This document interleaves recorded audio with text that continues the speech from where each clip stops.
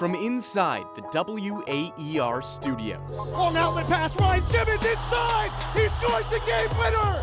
Give the assist to Madonna! Syracuse wins! Finds Guerrier, open, drives baseline, goes up, and hammers it home! Quincy Guerrier, hello! And it's intercepted! Andre Cisco! Flings it from 75 feet past the scoreboard, and he connected! Elijah Hughes throws up a prayer at the buzzer, and somehow it's answered. It's the Ostrom Avenue Podcast. The Orange take the Camping World Bowl. Syracuse gets the program signature win it always needed. Perhaps the biggest upset in program history. Taj Harris past the 45. He's past midfield. 30, 25, 20, 15, 10, 5. Touchdown, Syracuse. And one, Joe Girard. Three ball, Buddy Boeheim. He got all three of them. Huge shot from Buddy. Pass point. Black got it. Game winner. Brendan Curry with the winner. Hughes left wing charges and slams with the right hand. Killing a three at the buzzer. Oh, it's good. He made it. And here's your hosts, Owen Valentine and Ben Shulman. Welcome to the Ostrom Avenue Podcast. Syracuse is 1-0 to start the season. Who would have guessed the Orange with a chance to make it 2 going up against Rutgers this weekend? Thank you so much for tuning in or watching us on YouTube alongside Johnny Gadamowitz. I'm Ben Shulman. Johnny, it was a 29-9 win at Ohio. I was there. I was shocked, I'll be honest. I thought maybe Syracuse sneaks out of Athens with a win, but what a big performance for the Orange to start the season. Look, Ben, I don't think anyone in the Syracuse media realm had the Orange winning this game by 20 points. We can go back and look at the records. I know I didn't. I know you didn't. Really a statement win. And now you feel good rolling into your home opener against Rutgers. First game in the Dome in front of fans and a packed student section. And God knows how long, almost going on 2 years at this point. But look, Syracuse proved that this is an offense that, as long as they stay healthy and the offensive line remains cohesive, they can at least be competent. And that starts with the bread and butter of the offense in Sean Tucker. Ground and pound, it seems like that's the identity that this offense is going to take on. Look, you don't need Tommy DeVito to be Superman. If he can sort of be that experienced leader, more than serviceable, of course, but if you can continue to rely on that ground game and have Tommy continue to show really the poise that he did, right? Because that was the big difference. There were times last year, you look at Tommy DeVito and he looked like a deer caught in headlights, but against Ohio, he stood in there. He knew when to roll out of the pocket. And then not only that, he made some effective throws out of the pocket as well, had his head on a swivel and really just an overall grasp for the game that neither you or I have seen out of him in quite some time. An exciting win for the Orange. And now it becomes, how do you build on it? Tommy only threw for 92 yards, but as you said, the eye test, I think way surpassed that. You mentioned Sean Tucker too, his 181 rushing yards, the most from a Syracuse back since 2012. Maybe for Syracuse, the offense is going to build, but they can't ask for much more than 283 rushing yards. But perhaps it's the defense that can continue to get better and better. The reason I say that is out of all the firsts we're mentioning, first game of the season, first win, now we're going to get the first game at home this year and the first with fans. The most important first was Deuce Chestnut's. His first game last week, his first interception. He led the secondary in tackles. Deuce is the talk of the town right now. It's crazy, but around campus, he's overshadowing Sean Tucker. Like, Sean Tucker ran for nearly 200 yards, and Deuce Chestnut is the guy who's getting all the talk. I ask you this, Johnny. Is Darian Deuce Chestnut the best player in the Syracuse secondary? I don't think he is yet.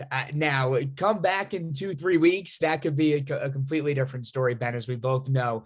But let's slow our roll a little bit. It's just week one. You still have a stud in Garrett Williams on the opposite side of him. But look, what we saw out of Deuce was tremendous, not just his ability to drop back in coverage, but also come up and make tackles. You think back to those first couple of Ohio drives, Ohio sequences, and he was coming up and making plays near the line of scrimmage that you don't normally see out of a corner. It's that aggressive type mindset that's going to bode him well going forward. However, that being said, I'm not quite ready to jump the gun just yet and say he's the best member of this SU secondary. I'm jumping. I think I'm jumping. I'm hopping. You are okay. I'm clicking my heels like Deuce did after he got that first interception. I mean, what a dance, first of all. I mean, this guy's is tremendous. First team all fun. Debuted it on Instagram Live a couple weeks ago, I think, and then asked the fans if that was something that he should unleash in the game itself, and sure enough, he did. This is why I need the young blood like you on the podcast. I'm not going to find the Instagram story. I like Deuce's game as being the best defensive back because of what you mentioned, the tackling. I mean, his play and coverage was impressive. His interception was great, but the dude had 8 tackles, 5 of them solo, which led the team. He didn't miss one. Dino said it after the game. He didn't miss a big play. When they needed him to come up with a stop, he did. And that's a lot of the time what separates a really elite defensive back from a really good defensive back.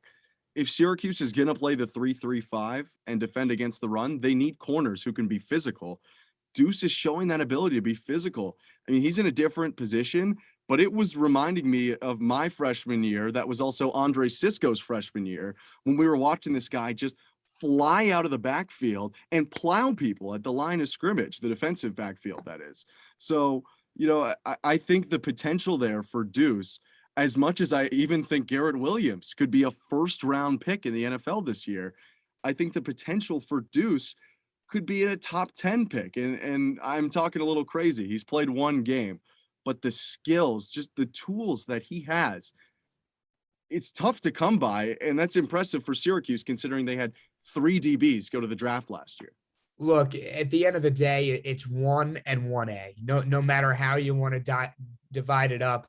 But at the end of the day, does it really matter who we're putting in that number 1 and number 1A spot? I'm not so sure. If you have those 2 lockdown corners, 1 on each side, what is it going to do? It's going to force opposing quarterbacks to step up and make plays over the middle of the field. And now we saw that with Ohio to an extent. It seemed as if some of the holes in the middle of that Syracuse zone was exploited at times, especially on those 4 or 5 yard drag routes. But hey, Syracuse is content to give those up, right? It's that bend, don't break type mentality. And with 2 lockdown corners on the outside and Deuce and Garrett Williams, that's just going to help fit that mold even better moving forward. Syracuse definitely didn't break. I mean, 4 trips into the Syracuse half for Ohio, 9 points came out of it, 3 field goals and a field goal miss.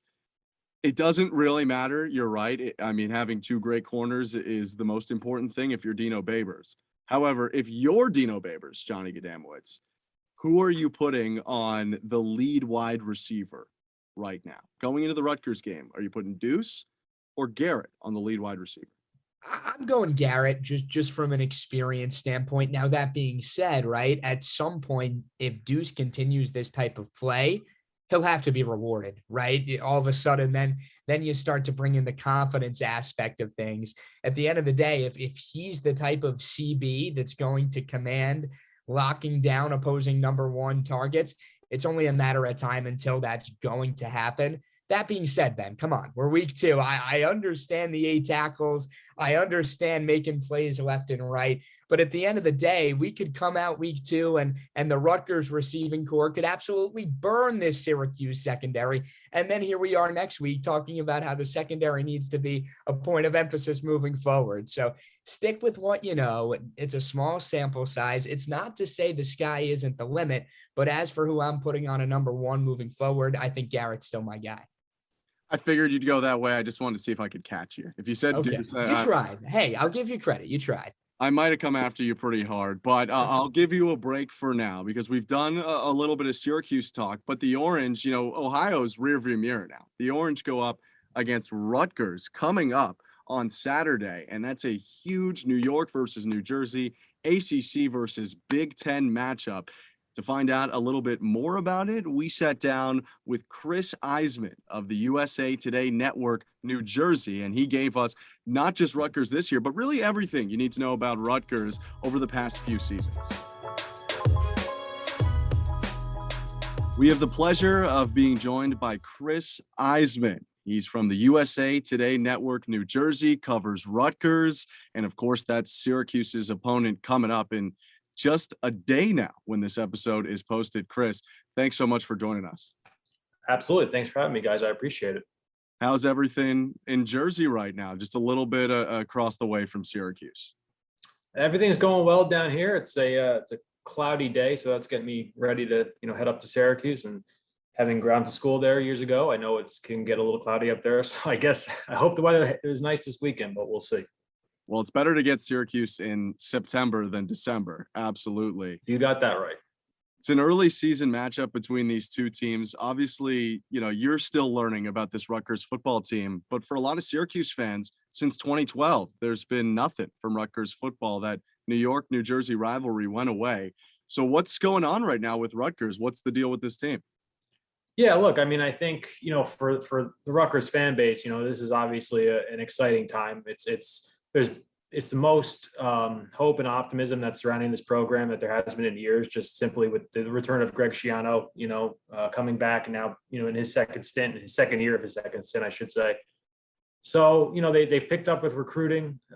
They've had, early momentum with that, especially here in New Jersey, keeping some of those top prospects home. They showed, and then on the field with the current team, they showed some substantial improvement last season, winning 3 Big Ten games. Again, the floor was so low. I mean, there was a lot of room for improvement based on what he had stepped into. And like you said, there's still, we're still learning about it. I think last weekend's game against Temple, Temple really struggled. I mean, that they just looked totally overmatched in a lot of areas. They're going through some tough times, and it didn't help that DeJuan Mathis, their quarterback, got hurt during the game, but they just looked like it wasn't really, it wasn't close. It really wasn't ever close. And so it's still tough to know exactly what this Rutgers team is going to be, particularly on offense. But yeah, I mean, look, I think generally speaking, like I said, I think fans are optimistic generally about, this team's trajectory at this point in time. Going along those lines, Chris, having Schiano come back for his second tenure now with Rutgers, what's been sort of the reception there from a fan standpoint? Well, I mean, for fans, it's like, it's like it seemed like he was the only guy that could kind of step into this role and fix this. And that's why there was such an outcry in 2019 in December. I guess it was really like October, November 2019, when the deal initially fell through. There was such an outcry from fans, from boosters, that they had to find a way to get the deal done, because it just seemed like at that time where the program was, the fact that Greg at that time he was out of coaching. He was home in Ohio after, he had been done at Ohio State, and so at that point he wasn't coaching anywhere. So he was available. It just made too much sense to not bring him back. And so, he came back, he stepped into this role, and he reestablished a lot of the connections that he had with high school coaches throughout the state and around this area. I say around the state, but I also mean, schools in New York City area too. So he reestablished those connections, and it's just been, fans are excited. I mean, I think you saw, last weekend was the first game, obviously, since he's been back, that there were fans allowed at SHI Stadium, and you could just kind of see the excitement. And it was all odd too. It was a sellout. It was technically a sellout with the tickets sold, because the game was supposed to be on Thursday night, and then it got postponed because of the flooding from the tropical storm Ida.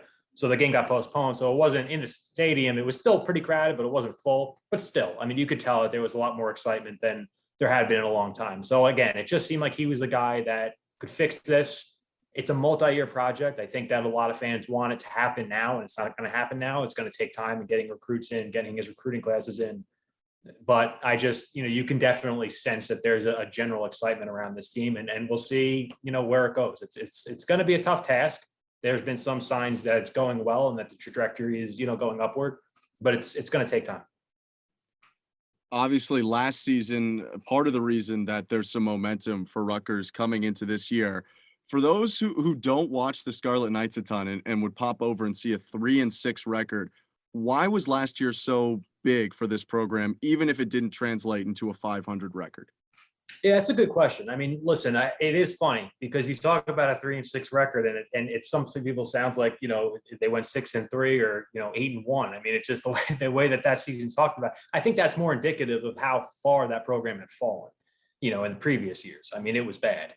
They weren't even competitive, and the fact that they averaged like, you know, 20, I think it was 26 points per game. I've written that so many times, I should be able to spit that out, but I think it's like 26 points per game last season. It was a huge improvement. They just looked competent. I mean, again, there was so much room to grow that they just looked like a competent football team. You know, their offense looked better. Defensively, they were pretty tough. They had a, you know, +5 turnover margin, and you know, ranked high in tackles for loss and things like that. And then special teams, they obviously, you know, they were that's always been a trademark of Greg Schiano teams, that they play tough defense and they have a very good special teams. They put a ton of time into practicing special teams. So it makes sense that they would be good. But a lot of those elements were back last year. And the fact that listen, I mean, they were 3-6. And then you look at, they lost, it was a close game against Illinois. They pushed Michigan State to triple overtime, and what was a fantastic game. And man, that was one of those games where if there were fans in the stands, it would have been an incredible environment. And then of course, you know, you see a triple overtime game against Michigan and there was no one in the stands. It was like, what are we doing? But that was an incredible game. So it could have easily been, you know, 4-5 in some ways. But then there was also some close wins that they got that they could have lost. So I think, you know, 3-6, again, it's 3 games below 500, but for that program, it was a sign of some, you know, progress. And again, I think that it all has to be under the fact that 2020, and I'm sure you guys know this too from watching, you know, Syracuse, and it was such a strange year. I mean, right? I mean, there's so many variables went into it. No fans in the stands. I mean, you look at what, you know, they had a former walk-on kicker in Valentino Ambrosio, goes to Maryland, kicks 2 huge field goals. There was no crowd, you know, and so there was no pressure there. Not that there wasn't pressure, but it wasn't pressure from the fans. You didn't have to deal with that whole environment. So there was just a lot of weird factors in last season. So we're still trying to figure out what 2020 means for the future and this season and going into the future, I should say. So I think that's why still fans were excited about a 3-6 record, as while on paper it might not look great. Well, you nailed it. It was 26 points per game, 26.7 for Rutgers. You out on yourself. I was right. All right. Talking about, you know, 2020 in the grand scheme of this program, I think there's kind of a narrative right now, at least in Syracuse, that the Orange are the worst team in the ACC and the Scarlet Knights are the worst team in the Big Ten. And so it's this kind of even matchup of Power 5 bottom feeders. From the Rutgers side, how would you feel about someone saying that statement to you? I think that's fairly, I wouldn't disagree with it too much. I wouldn't argue it. I think that, you know, from the Rutgers perspective, from the Jersey perspective, I think that people kind of look at that as being the case. I mean, listen, you know, I think a lot of people looked at Syracuse last year and said, they were 1-10, you know, they're not that good. You know, Rutgers is still better than that. They should go up there. They, you know, and then they should, you know, beat Syracuse, go to 2-0, then beat Delaware and be 3-0 at the end of the non-conference schedule, going into their first Big Ten game against Michigan. I think that was the Jersey Rutgers perspective for a lot of fans. I think after seeing, you know, the way Syracuse played against Ohio, which is a pretty decent, you know, in recent years MAC team, and then seeing some of the issues that Rutgers offense had against Temple, which, you know, we kind of alluded to earlier. I think fans are saying, oh, you know, this is not going to be as easy as, you know, we thought it was going to be originally coming into the season. So I do think that even more so now, a lot of people are saying this is kind of a coin flip. You know, you don't really know what this is going to go. And especially when you add in the fact that Rutgers hasn't been on the road in front of fans since 2019. And as we all know, the Carrier Dome, or the Dome, I guess, whatever they're calling it now, people still call it the Carrier Dome, right? I mean, it's kind of weird. You know, yeah. You can say either. Okay, because I got an email from somebody saying, stop writing Carrier Dome. It's not the Carrier Dome anymore, but I'm still writing it. I don't care.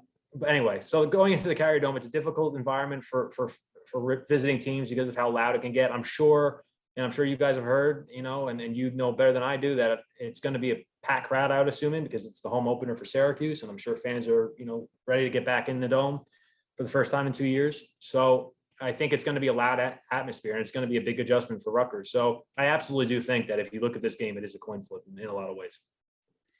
61-14 win for Rutgers in week 1 over Temple, in which the Scarlet Knights rushed for 6 touchdowns on the day. Chris, is that just indicative of this team's identity from an offensive standpoint, just ground and pound, even when you're down in the red zone? I think so. I think that they want to be a team that can establish that run game early. Listen, that was an interesting game in a lot of ways, because the defense, despite scoring 61 points, the defense really was what got Rutgers that win, because, they had 4 takeaways on defense, 1 on special teams. They created a lot of short fields, a lot of good scoring opportunities for Rutgers that the offense was able to capitalize on. I think that's going to be the ingredients for Rutgers. You want to get takeaways, you want to create scoring opportunities, and you absolutely want to establish a run game. Their offense was a bit limited against Temple. And I was saying this to somebody earlier today, actually. I don't know how much of that, it was conservative play calling a lot of the game. And I don't know how much of that is the quarterback Noah Vedril's limitations. Just he doesn't have fantastic arm strength. And that's something that, a lot of Rutgers fans debate about. Or is it just, it's Temple, we don't really need to show too much in a game like this. Let's just keep it conservative and we'll get the win, and that's fine. There's no reason to open up the playbook and reveal everything in it for this type of game. So I do agree. I think you're right. They do want to be a running team. They have a very good running back in Isaiah Pacheco, who I actually think I think he had the potential coming into the year to be a 1,000-yard rusher, as long as the line, gave him that opportunity and blocked for him well. He didn't really have the type of game I thought he was going to have against Temple, but they have some talented running backs behind Pacheco. I think that you're right, though. I do think that's a team that they want to be, and that's going to be huge. It's interesting. Their performance and Syracuse's performance, I think, are a lot more similar than maybe the difference in scores would suggest, where basically both teams had double in the Temple Rutgers game than in the Syracuse Ohio game.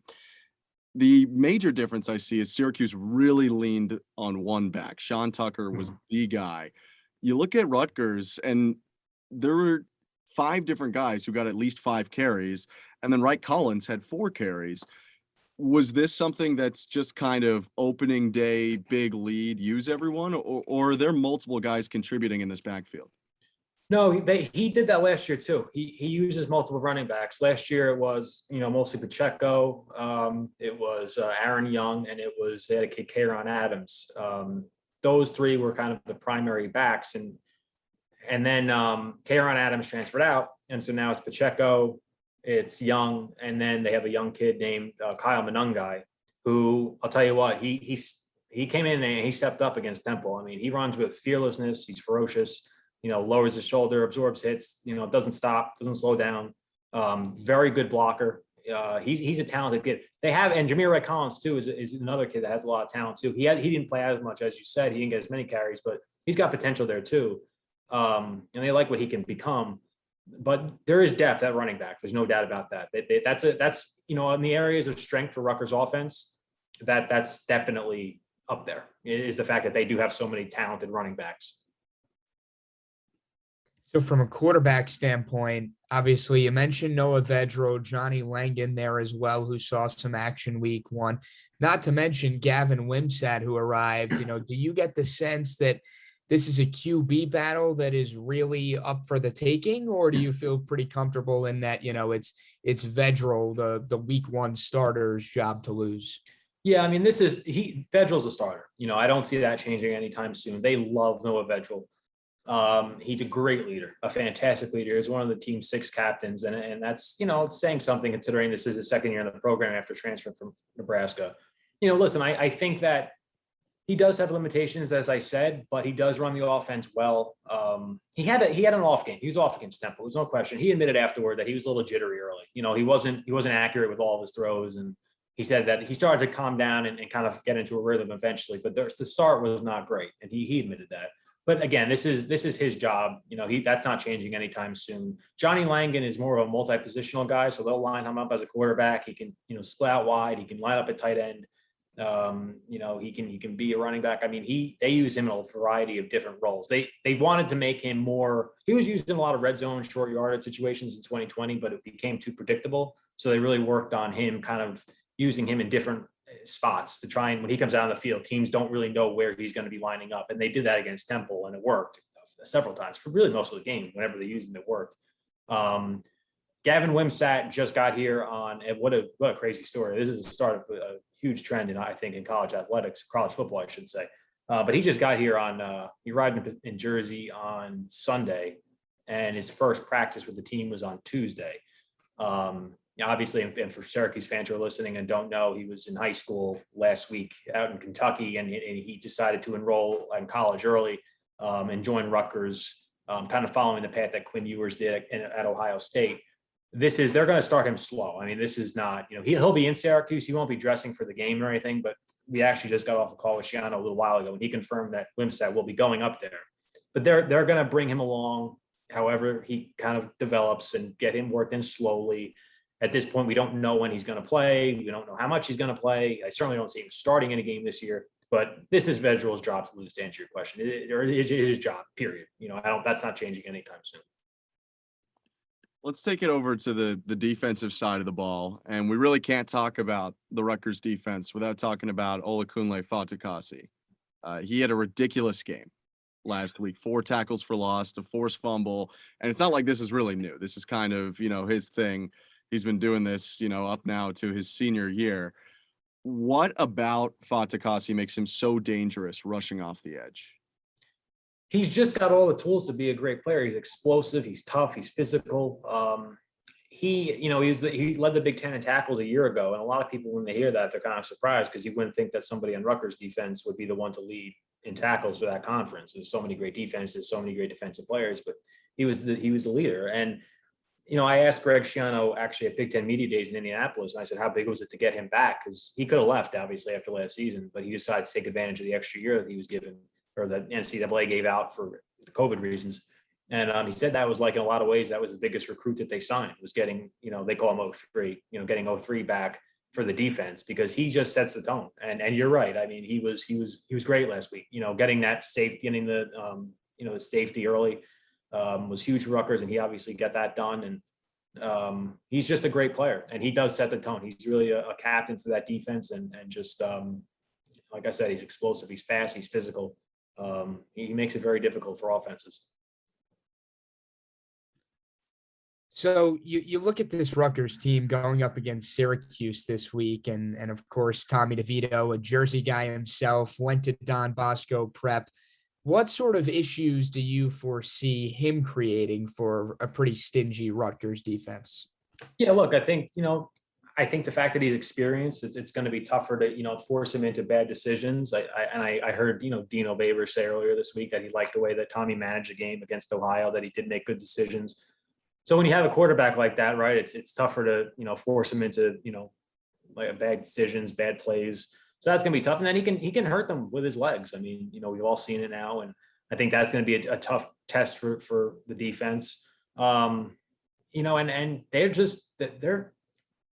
Shiano has actually said it a few times this week, like they're not an easy team to plan against for that offense and for Tommy DeVito. It's just, they make things challenging. So I do think that he can beat teams in a variety of ways. And I know he's a good game manager. He manages, well. And so I think he's definitely going to challenge Rutgers. I really do.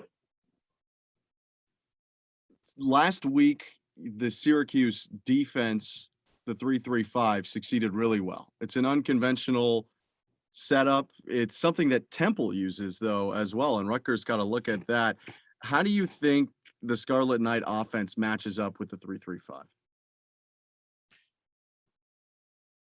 I think that they have the fact that Rutgers does have a lot of good wide receivers, or good receivers that they can, they have guys like Bo Melton, Shameen Jones, Isaiah Washington, Aaron Crookshank's a really explosive playmaker. So I do think that Rutgers has a type of guys who can go up against that and really do well against it. But listen, it's going to be a challenge. There's no doubt about that. I think that the fact that they do have some experienced receivers and experienced quarterback, that does help. But, the one guy I think Syracuse fans should really look at is Aaron Crookshank. He's got, he's had a full year in the offense now after transferring from Wisconsin last year. He was just kind of was tough to learn the offense in a year like that, but now he's fully immersed in it. I think he has a shot to be a really dynamic player. Now, he's a great kick returner. We all know that. We've seen it, but I think even now as a receiver, he's even better. So I think that he's going to be another weapon for Federal, but they definitely have receivers who can match up against that. I think it's going to be a challenge. I don't think it's going to be easy. I don't think anybody that Rutgers goes up against at this point, you can say that it's going to be easy for them. But I think that they match up fairly well against it. And I think that they have enough weapons to kind of, find ways to beat it. Crookshank's going to match up with Deuce Chestnut, likely. He's a New Jersey guy. Tommy DeVito, who we mentioned, is a Jersey guy. Fatukasi is a New York guy who's playing for Rutgers. Has Schiano talked at all about kind of the territorial rivalry, recruiting a lot of it that's going to come onto the field this weekend? We haven't really gone into that too much.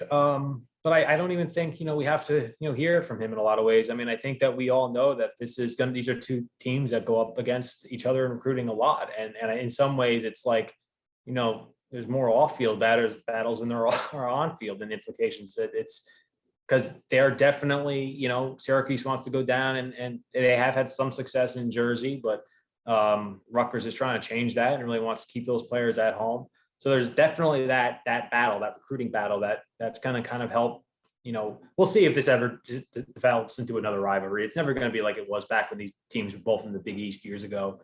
I don't think it's going to get back to that anytime soon, but recruiting wise, I think it can, I think that rivalry can develop. And I think that the way that these teams, how they play, the success that they have or don't have, I think it can have implications on the way that recruiting goes. So it's I think it's definitely an interesting dynamic, to this game. There's no doubt. It's something that, is going to be really interesting to watch as, the longer Schiano's here.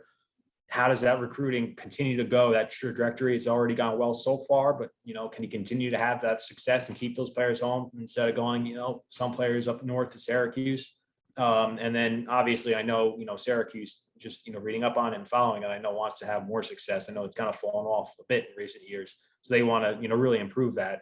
And we'll see what happens, obviously with Dino Babers, whether or not that's a coaching change, depending on how Syracuse does, what the future looks like there. But that is an interesting dynamic. There's no doubt about that, because I think no matter who talks about it, it's absolutely there. We know that. All right, Chris, we're going to put you on the spot here. If Rutgers comes to the Dome and takes care of business, it is because fill in the blank. And then the flip side of that, if Syracuse defends home turf and pulls off the upset, if you want to call it that, it is because fill in the blank. So I think that Rutgers goes up and takes care of business if the defense has a game similar to how they played against Temple. If they can get takeaways, I'm not saying you're going to get 5. It's just, you can't go into a game expecting to get 5, but can you make it? Can you be disruptive? Can you force Tommy DeVito? As I said, it's not going to be easy, but can you force him into making some bad decisions? Can you get some takeaways? Can you create some short fields for the offense that the offense can take advantage of? I think that's how Rutgers can get this. And then big special teams play as well. Big returns from Crookshank. That's really, in my opinion, the recipe for how Rutgers can have success. The flip side of that, as you said, is that the offense goes up there, doesn't improve. The crowd noise really gets to them, makes it difficult to communicate. Noah Vedral continues to, have some struggles like he did against Temple a bit, and gets off to a slow start, and the offense just can't get it going, falls into an early hole, and Syracuse manages to hold them off. I think that's how Syracuse can kind of, pull away with this win, is just making life difficult from defensive standpoint. And then with the crowd noise, just making it very, very tough on Rutgers and making it a tough environment for that offense. Well, we get to see it all come to a head this Saturday. Chris, thanks for coming on and giving us kind of a rundown on what's going on with the Scarlet Knights for the last decade. Yeah, absolutely. It was good talking to you guys. I appreciate it. Thanks again to Chris Iseman. A lot of really good information there, Johnny. And what he leaves us with, his predictions, his keys to the game, are what I would like to continue here with you. So I asked, with Syracuse hosting Rutgers, the Scarlet Knights, a mere, 2.5 point favorite while we record, but still kind of the consensus winner. What are your keys to the game for Syracuse to try and emerge victorious? I think for the Orange, Ben, it's not just going to have to be the ground attack, but at some point that aerial attack is going to have to get going. Look, there's no issue with having the ground game really being the focal point of your offense. But at some point, you got to use that to your benefit, right? And open up the playbook, get the play action game going, particularly if the offensive line is on its A game. Why not let Tommy camp out, run around in the pocket a little, and show us what he can do with that arm, which we've seen flashes of, but now we'd love to see on a bit more of a consistent basis.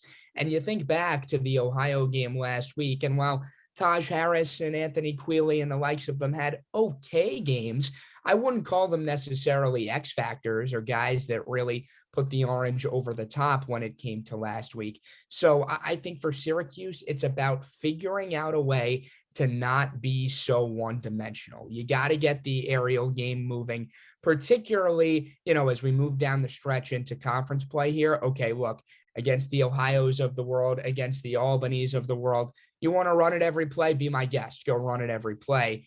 But I think Rutgers is going to provide a bit of a good litmus test here as far as how much Dino is going to put that vote of confidence in Tommy to step up and make a big throw, not just on 3rd and 7, 3rd and 8 when they need it, but really throughout drives.